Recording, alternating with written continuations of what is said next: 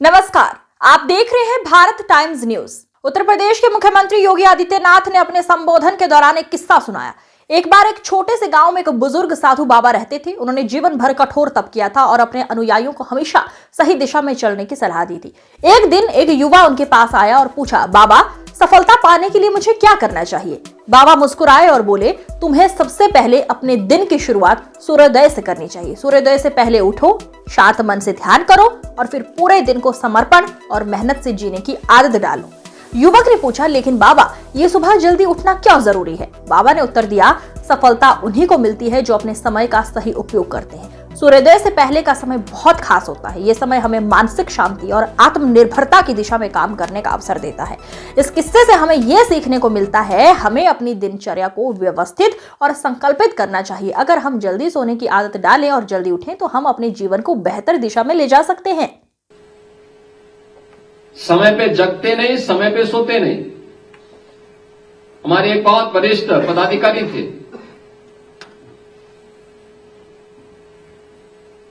आज से 4 वर्ष पहले की घटना है। उत्तर प्रदेश विधानसभा के संचालन के साथ उनको जुड़ना था, लेकिन उनका स्वास्थ्य अचानक ऐसा लगने लग गया कि वह अब तबीयत उनकी खराब हुई तब हुई। तो मैं अचानक सत्र के दौरान उनके चेंबर में गया। मैंने देखा कि अपने चेयर में ऐसे लुढ़के हुए थे, तो मैंने उनके सिर पे हल्के से वो किया, उनके आगे खुले, उन्होंने मुझे देखा तो खड़े होने का प्रयास कर रहे थे लेकिन खड़े नहीं हो पा रहे थे। मैंने कहा, आपका तबीयत खराब है? उन्होंने कहा, तबीयत कुछ खराब है। मैंने कहा, क्या सत्र विधानसभा का सत्र चल पाएगा? आप चला पाएंगे या हमें कोई वैकल्पिक व्यवस्था करनी है? उन्होंने कहा, मैं प्रयास तो करूंगा, लेकिन मैंने कहा, आपका स्वास्थ्य ठीक नहीं। मैं बैठ गया। मुझे देखे थोड़ा उनके सामने एक वायु, उनकी चेतना थोड़ा सा जागृत होती हुई मुझे दिखाई दी। मैं बैठा वहां पे। मैंने कहा, अच्छा ये बताइए, आप कितने बजे जगते हैं?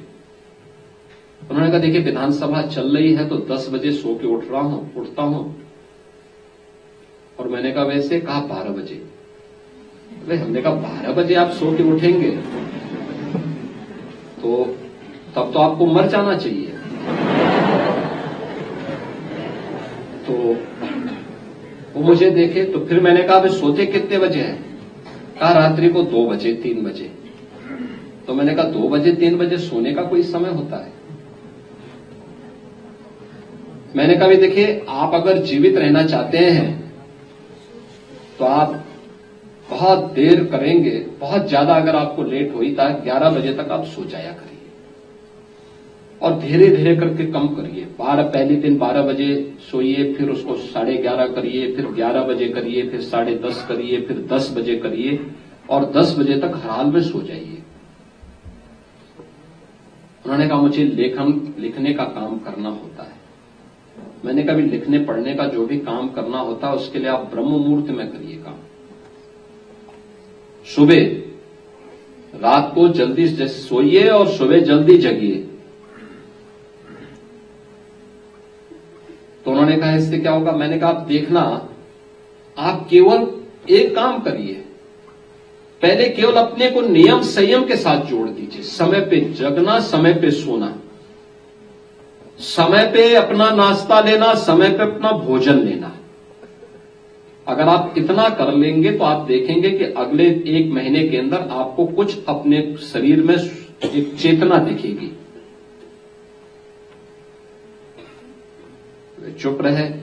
उन्होंने कहा, फिर मैंने कहा, सुबह प्रयास होना चाहिए कि सूर्योदय के पहले पहले आप नित्य क्रिया से निवृत्त होकर के स्नान आदि करके पूजा वगैरह करते हैं तो पूजा वगैरह कर लीजिए और फिर अपना अन्य कार्य निपटाइए। अगर आपके पास समय है तो उस दौरान आप मॉर्निंग वॉक भी कर लीजिए, थोड़ा थोड़ा प्रयास करिए। अभी तो आप चल नहीं पाएंगे, कोई सहयोगी लीजिए आप। और फिर प्राणायाम का अभ्यास करिए। मैंने एक योग से जुड़े हुए एक प्रशिक्षक को उनके यहाँ पास भेजा। मैंने कभी नियमित रूप से इनको 5 मिनट से बढ़ाते जाइए, 5 से 7, 7 से 10, 10 से 15, 15 से 20, 25 और आधे घंटे तक लेके जाइए, इनको प्राणायाम का अभ्यास कराइए। आप देखिए, जो 3 वर्ष पहले जो व्यक्ति एकदम मरणासन स्थिति में था, आज वो मेरे सामने चल करके आते हैं अपने पैरों से और स्वस्थ हैं, पूरी तरह स्वस्थ हैं।